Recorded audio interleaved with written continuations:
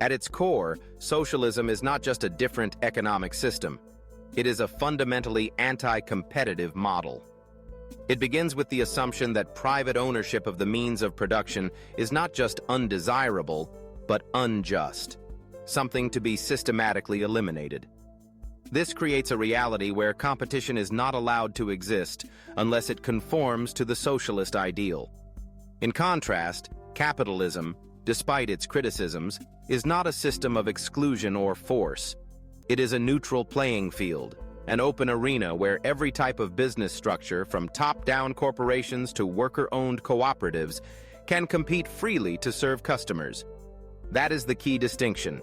Capitalism includes socialism, but socialism excludes capitalism. Capitalism allows all forms of ownership. Under capitalism, anyone is free to form a business. That business can be a sole proprietorship, a traditional investor-funded company, or a worker-owned cooperative. If you and your colleagues believe strongly in economic democracy and want everyone to have equal pay and equal say, you can absolutely do that. No one stops you. The beauty of capitalism is that it lets you try. And it doesn't even stop there. Capitalism is agnostic to ownership models. If a group of people want to live in a commune, share all profits, and distribute food and labor according to need, they are free to do so, as long as they don't use force to prevent others from doing something different. That's the core principle of capitalism: voluntary exchange and peaceful coexistence. It is not a system of coercion, but of mutual choice. In that sense, capitalism is the only system that accommodates diverse economic models. Socialists can function within capitalism by forming co-ops and trying to outperform other businesses. Capitalists, however, cannot exist within socialism, because the socialist model seeks to abolish private ownership and replace the entire playing field with central control or enforced collectivism. Socialism seeks to remove competitors.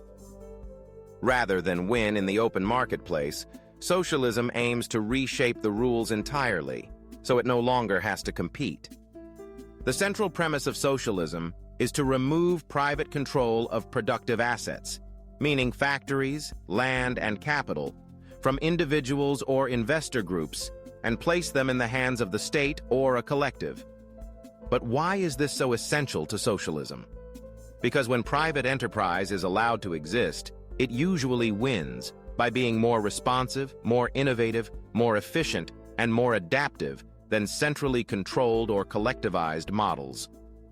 This presents a problem for socialism. Its champions argue that collectivized production is more moral, fair, and humane. But in an open market, these claims fall apart unless the model can actually outperform its competitors.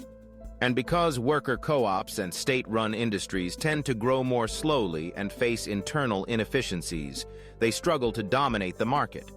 Rather than improve their model, socialists seek to ban or hinder the alternatives. That's anti-competitive behavior by definition. Worker co-ops are allowed, but they rarely win. Worker-owned cooperatives are a powerful experiment within capitalism. They prove that if people truly want shared control and equal profit sharing, nothing stops them from forming it. But what we've seen in the real world is that while these businesses can be stable, ethical, and worker-empowering, they do not usually scale quickly or outperform traditional private companies, especially in fast-moving, capital-intensive industries. This is not to say co-ops are bad. In fact, they can be beautiful expressions of democratic work culture, but they require consensus decision-making, often move slowly, and generally avoid high-risk, high-reward innovation. In other words, they're not natural market dominators.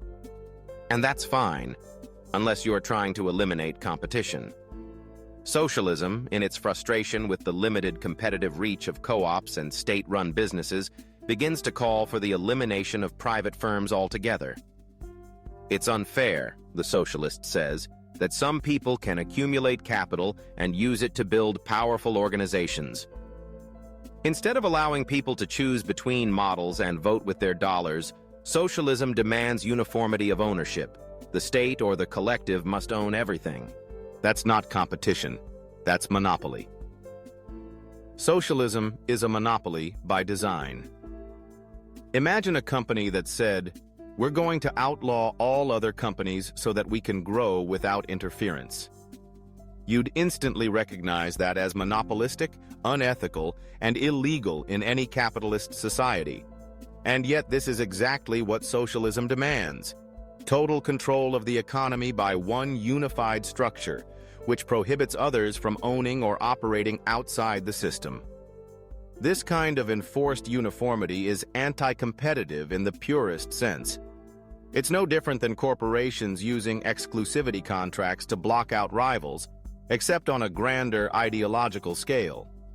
In a true socialist state, you cannot simply opt out and start a private business. You can't own a factory, lease land for profit, or hire workers who voluntarily agree to your terms.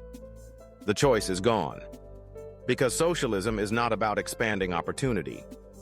It's about restricting alternatives. Capitalism is the only truly open system. There are bad actors within capitalism, no doubt, people who try to cheat, collude, or monopolize. But the system itself, when governed by fair laws and transparent rules, is fundamentally open. It says, "Let the best ideas win." It invites experimentation. It allows innovation. It doesn't care who owns the business. It only cares whether people choose to support it. A socialist can live in a capitalist world and thrive. They can buy from only cooperatives, work in worker-owned businesses, support ethical brands, and build a life aligned with their values. A capitalist cannot do the same in a socialist world, because the very right to own and operate independently is prohibited. Conclusion: socialism is the restriction, not the solution. For all its lofty rhetoric, socialism is not about equality of opportunity. It's about forced equality of outcome, which inevitably requires discrimination against those who succeed under a different model. It isn't enough to create co-ops or state enterprises. They want to eliminate your right to own private property, build a business, or hire others. That's not liberation. That's suppression. Capitalism is not a promise of wealth. It's a promise of freedom. Freedom to try, to fail, to innovate, to build, and to serve. It gives space for worker co-ops, union-backed firms, ethical brands, and traditional companies to all coexist, and lets the public decide what deserves to thrive. Socialism cannot make the same offer. It doesn't want a fair fight. It wants to clear the field, eliminate the rivals, and rule by monopoly. Ironically, in the name of the people. In the end, it's not capitalism that's exclusionary, it's socialism that's afraid of the competition.